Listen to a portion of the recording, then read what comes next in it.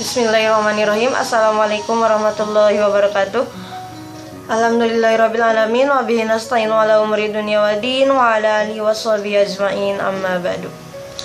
Langsung saja, di sini kami kelompok 2 akan mempresentasikan memahami kedudukan teknologi pendidikan pada kinerja PAI. Di sini saya pemateri 1 yang akan menjelaskan tentang pengertian teknologi, pengertian pendidikan, dan pengertian kinerja. Nah, di sini saya akan mendahulukan menjelaskan tentang pengertian teknologi. Teknologi berasal dari kata teknologia atau bisa juga berasal dari kata tekno. Makna dari kedua kata tersebut adalah keahlian dan pengetahuan, sehingga muncul sebuah pengertian teknologi, yaitu sebuah keahlian atau hal-hal yang juga berkaitan dengan ilmu pengetahuan. Jadi teknologi itu sebuah keahlian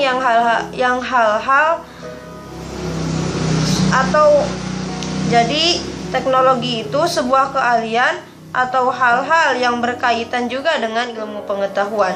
Nah, yang kedua ada kata pendidikan. Nah, pendidikan itu sendiri yang pengertiannya yaitu suatu proses pembelajaran, pengetahuan, kemampuan, dan keterampilan yang dilihat dari kebiasaan setiap orang yang menjadi bahan warisan dari orang sebelumnya hingga sekarang. Nah, jadi pengertian pendidikan itu sendiri adalah suatu proses pembelajaran, kemampuan, pengetahuan, keterampilan agar si peserta didik memahami pembelajaran yang akan disampaikan oleh seorang pendidik.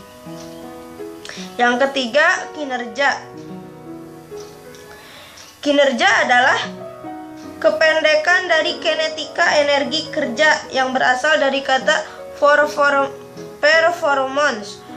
dari bahasa Inggris. Kata performance sendiri merujuk pada dua hal, yaitu job performance atau actual performance. Keduanya memiliki arti yang hampir sama, yaitu penyelesaian suatu tugas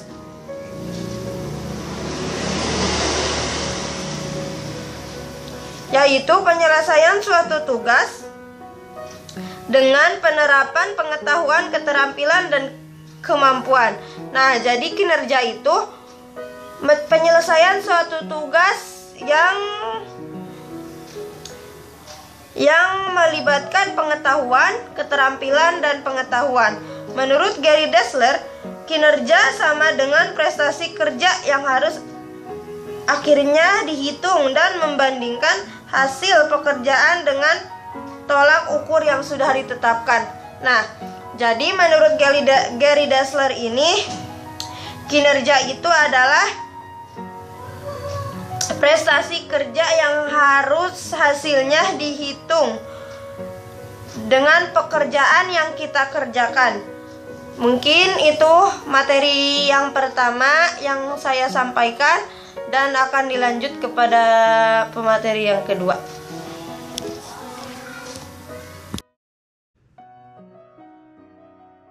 Bismillahirrahmanirrahim. Assalamualaikum warahmatullahi wabarakatuh.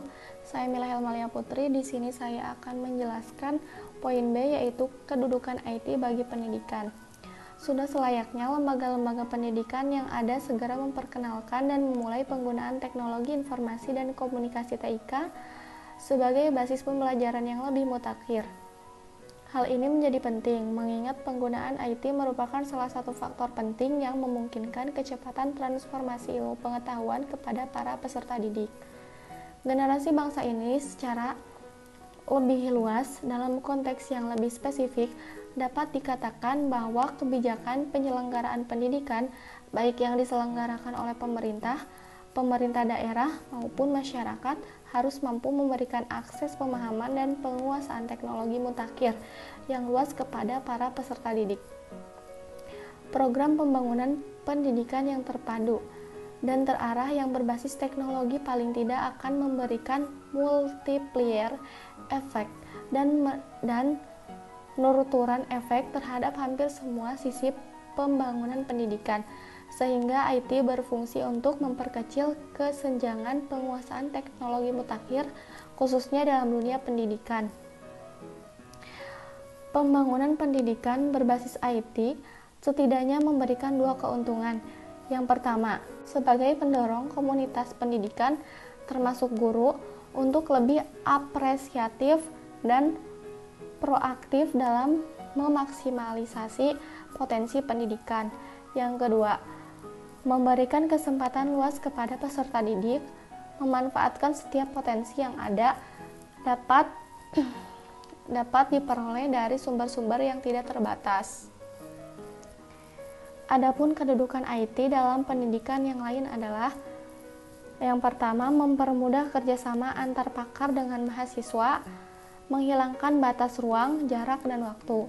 Yang kedua, sharing information, sehingga hasil penelitian dapat digunakan bersama-sama dan mempercepat pengembangan ilmu pengetahuan. Yang ketiga, virtual university, yaitu dapat menyediakan pendidikan yang diakses oleh orang banyak. Saya akan menyampaikan letak kinerja untuk mempermudah teknologi pendidikan. Perkembangan teknologi informasi dan komunikasi telah memberikan pengaruh terhadap dunia pendidikan, khususnya dalam proses pembelajaran. Ada 5 pergeseran dalam proses pembelajaran, yaitu yang pertama dari pelatih ke penampilan, yang kedua dari ruang kelas di mana saja dan kapan saja, yang ketiga dari kertas ke online ataupun saluran, yang keempat dari fasilitas fisik ke fasilitas jaringan kerja, yang kelima dari waktu siklus ke waktu yang nyata. Dalam proses pendidikan, komunikasi dilakukan dengan menggunakan media, contohnya telepon, internet, komputer, email, dan sebagainya. Interaksi antara guru ataupun dosen, siswa ataupun mahasiswa dilakukan tidak hanya dengan tatap muka, tetapi juga bisa menggunakan media tersebut. Dengan adanya teknologi informasi sekarang ini, guru ataupun dosen dapat melakukan layanan tanpa harus berhadapan langsung dengan siswa ataupun mahasiswa. Demikian pula siswa ataupun mahasiswa dapat memperoleh informasi dalam lingkup yang sangat luas dari berbagai sumber melalui cyberspace atau ruang maya dengan menggunakan komputer ataupun internet.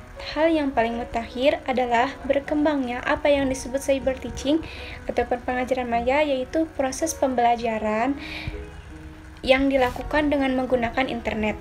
Istilah lain yang paling populer saat ini yaitu e-learning, yaitu suatu model pembelajaran dengan menggunakan media teknologi komunikasi dan informasi, khususnya internet. Teknologi informasi dalam pendidikan bisa dipahami sebagai suatu proses yang kompleks dan terpadu, yang melibatkan orang, ide, peralatan, dan organisasi untuk menganalisis masalah, mencari jalan untuk mengatasi permasalahan, melaksanakan, menilai, dan mengolah pemecahan masalah, yang mencakup semua aspek belajar manusia.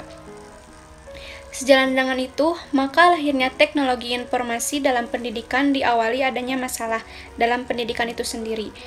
Permasalahan pendidikan yang muncul saat ini adalah meliputi pemerataan kesempatan memperoleh pendidikan, peningkatan kualitas atau mutu pembelajaran, relevansi dan efisiensi pendidikan. Permasalahan serius yang masih dirasakan oleh dunia pendidikan di Indonesia, mulai pendidikan dasar sampai pendidikan tinggi, adalah masalah kualitas atau mutu. Ada 3 prinsip dasar dalam teknologi pendidikan sebagai acuan untuk pengembangan dan pemanfaatannya, yaitu yang pertama pendekatan sistem, yang kedua berorientasi pada siswa ataupun mahasiswa, yang ketiga pemanfaatan sumber belajar. Secara umum, peranan e-learning dalam proses pembelajaran dapat dikelompokkan menjadi 2. Yang pertama, komplementer, yang kedua, substitusi.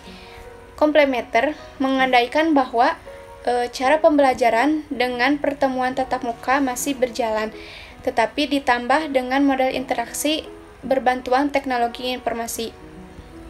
Sedangkan yang institusi, sebagian besar proses pembelajaran dilakukan berbantuan teknologi informasi.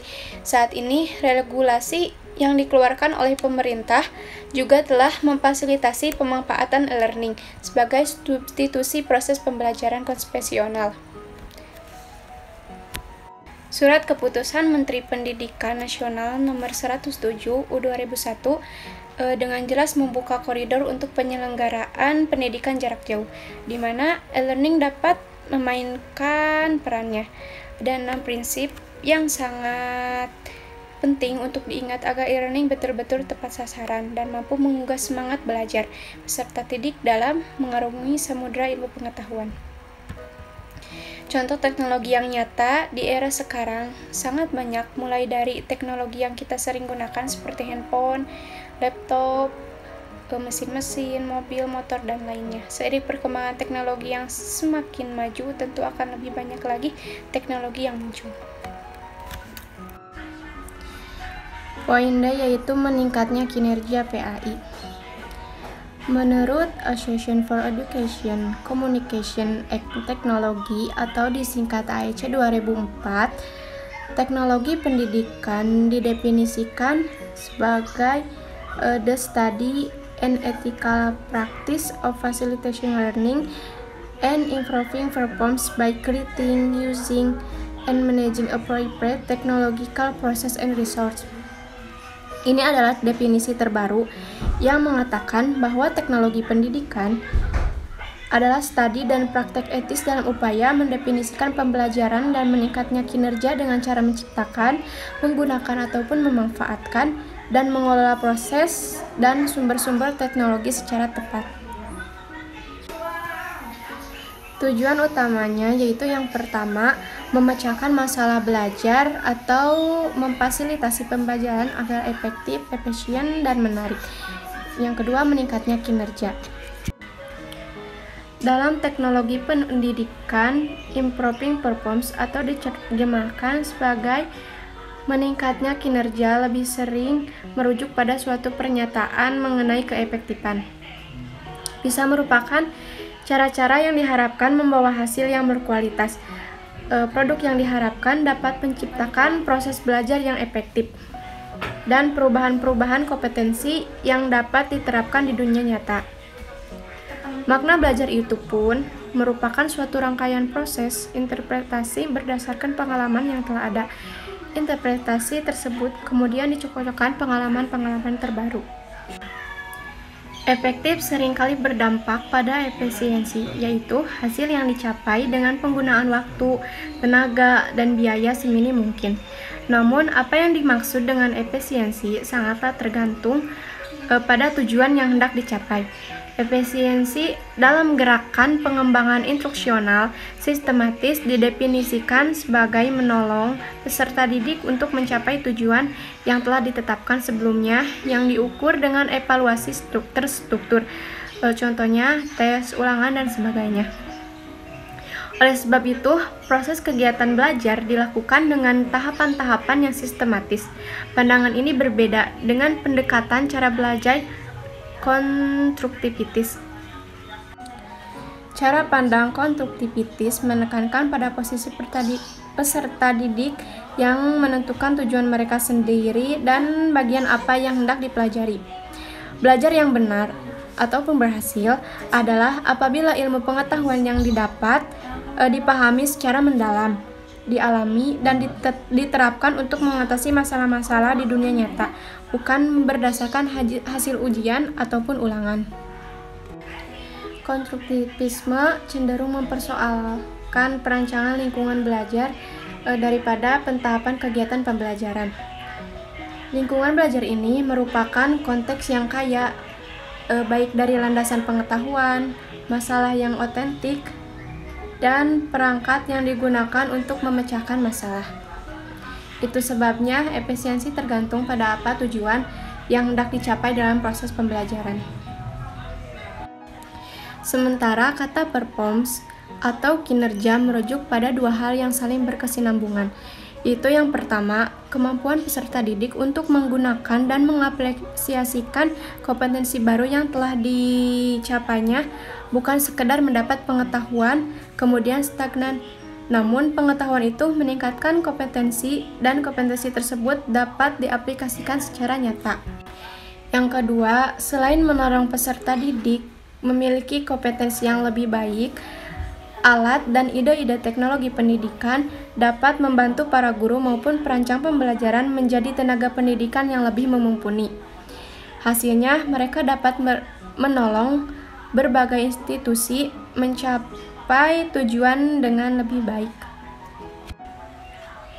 Itulah mengapa teknologi pendidikan mengatakan dirinya sebagai salah satu bidang yang punya kemampuan untuk meningkatkan produktivitas pada level individu, yaitu peserta didik dan tenaga pendidikan hingga level organisasi. Dalam tulisan Molinda dan Pesing, makna peningkatan performa atau kinerja dibatasi pada keterlibatan teknologi dalam bidang pendidikan semata. Artinya bahwa teknologi dapat meningkatkan peran pendidikan untuk memperbaiki kinerja dan kualitas manusia. Di sini saya akan membacakan kesimpulan dari makalah yang telah kami paparkan. Yang pertama, pengertian teknologi pendidikan. Teknologi pendidikan diartikan sebagai media yang lahir di revolusi teknologi komunikasi yang dapat digunakan untuk tujuan pengajaran di samping guru, buku, dan papan tulis. Menurut Nasution juga mengemukakan pada hakikatnya teknologi pendidikan adalah suatu pendekatan yang sistematis dan kritis tentang pendidikan. Teknologi pendidikan memandang soal mengajar dan belajar sebagai suatu masalah dan problem yang harus dihadapi secara rasional dan ilmiah. Sementara kata performance atau kinerja merujuk pada dua hal yang saling berkesinambungan. Yang pertama, kemampuan peserta didik untuk menggunakan dan mengaplikasikan kompetensi baru yang telah dicapainya. Nah, jadi kemampuan peserta didik itu harus mampu mengaplikasikan kompetensi yang telah dicapainya. Yang kedua, sistem menolong peserta didik memiliki kompetensi yang lebih baik. Alat dan ide-ide teknologi pendidikan dapat membantu para guru maupun perancang pembelajaran menjadi tenaga pendidik yang lebih mumpuni. Nah, yang kedua harus saling tolong-menolong kepada peserta didik dalam memiliki kompetensi yang lebih baik. Yang terakhir, pendidikan Islam adalah upaya sadar yang terstruktur, berprogram dan sistematis yang bertujuan mengembangkan manusia yang berkepribadian Islam, menguasai tasawuf Islam dan menguasai ilmu kehidupan. Nah, jadi pendidikan Islam itu upaya sadar yang terstruktur yang bertujuan mengembangkan manusia menjadi berkepribadian Islam. Mungkin itu kesimpulan dari kelompok kami yang dapat saya sampaikan. Mohon maaf apabila dalam penjelasan materinya kurang memuaskan dan banyak kesalahannya. Wabillahi taufiq wal hidayah. Wassalamualaikum warahmatullahi wabarakatuh.